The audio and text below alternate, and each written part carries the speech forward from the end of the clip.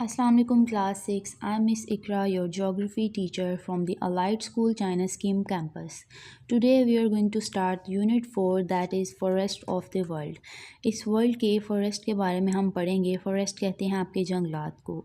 आज जो दो टॉपिक्स हमने कवर करने हैं वो ये हैं differentiate between natural vegetation and agriculture. Obviously first we will discuss what are the natural vegetation and what is agriculture.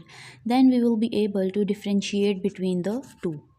Second thing is that explain the link between climate and natural vegetation कि आपका climate का आपकी natural vegetation पे क्या role होता है और इनके दरमियान क्या लिंक है. So let's move to the topic. Natural vegetation is a type of vegetation in which plants grow without the interference of humans. Natural vegetation जो होती है कुदरती तौर पर पौधे उगने का जो अमल होता है वो एक ऐसा प्रोसेस होता है जिसके अंदर जो प्लांट्स हैं आपके पौधे हैं वो किसी भी किस्म की ह्यूमन इंटरफेरेंस या इंसानी मदाखलत के बगैर ग्रो करते हैं, उगते हैं. ठीक है. It doesn't need watering for humans. इसमें जो है वो इंसानों को ज़रूरत नहीं होती कि वो उन प्लांट्स को पानी दें. Why? As they obtain water from rainfall. क्योंकि ये नेचुरल प्लांट्स हैं तो ये नेचुरल इन्वायरमेंट में ग्रो करेंगे और ये नेचुरल रिसोर्स से जो है हमारा जो रेनफॉल है वहाँ से पानी लेंगे. It doesn't need to add any fertilisers और पेस्टिसाइड्स. ठीक है. इसमें जो है वो आपको ज़रूरत नहीं होती ह्यूमंस को कि वो इन प्लांट्स को फर्टिलाइज़र्स दें, खाद डालें या कीड़े मार अद्वियात का इस्तेमाल करें क्योंकि नेचुरल वेजिटेशन है. So natural vegetation grows under natural environment. The natural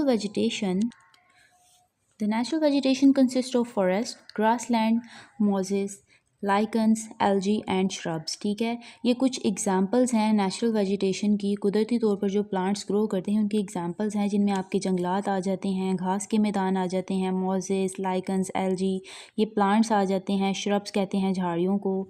ठीक है. तो ये नेचुरल वेजिटेशन जो होती है नेचुरल इन्वायरमेंट में ग्रो करती है और इसमें जो ह्यूमन इंटरफेरेंस होती है उसकी रिक्वायरमेंट नहीं होती, उसकी ज़रूरत नहीं होती. नेक्स्ट हम बात करते हैं एग्रीकल्चर की. Agriculture is defined as growing and harvesting of crops in particular natural and human environment. जो एग्रीकल्चर होती है, एग्रीकल्चर क्या होता है आपकी ज़राअत.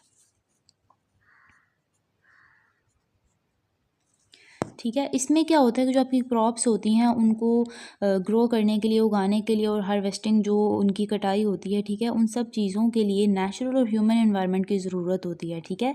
इसमें कुछ नेचुरल फैक्टर्स भी देखे जाएंगे जैसे आपकी सनशाइन होती है, आपकी जो रेनफॉल होती है वो, और कुछ ह्यूमन एनवायरनमेंट भी इनको रिक्वायर्ड होता है.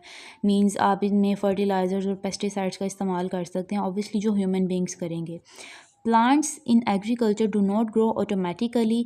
एग्रीकल्चर के अंदर जो प्लांट्स हैं वो ऑटोमेटिकली यानी ख़ुद ब खुद ग्रो नहीं करते, ख़ुद ब खुद नहीं उगते, बट लेकिन आर कंट्रोल्ड बाय ह्यूमंस, उन्हें ह्यूमंस कंट्रोल करते हैं. So agriculture is an activity done by farmers to yield crops. तो एग्रीकल्चर जो है एक ऐसी एक्टिविटी है जो कि फार्मर्स करते हैं. क्यों करते हैं? टू यील्ड क्रॉप्स, अपनी फसलें उगाने के लिए. अब हम देखते हैं कि जो वेजिटेशन है उनकी कितनी टाइप्स होती हैं. नेचुरल वेजिटेशन में be classified into 3 main types. ठीक है. जो नेचुरली आपकी जो वेजिटेशंस होती हैं उनकी 3 टाइप्स होती हैं. फर्स्ट वन इज़ फॉरेस्ट, आपके जंगलात, as you can see in this picture. Second होते हैं आपके ग्रासलैंड. ग्रासलैंड कहते हैं घास के मैदान को, ये आप देख सकते हैं. Last one is desert vegetation. Desert कहते हैं आपके सहरा को, रेगिस्तान को. वहाँ पर जो वेजिटेशन होती है वो इस तरीके से होती है, as you can see in this picture.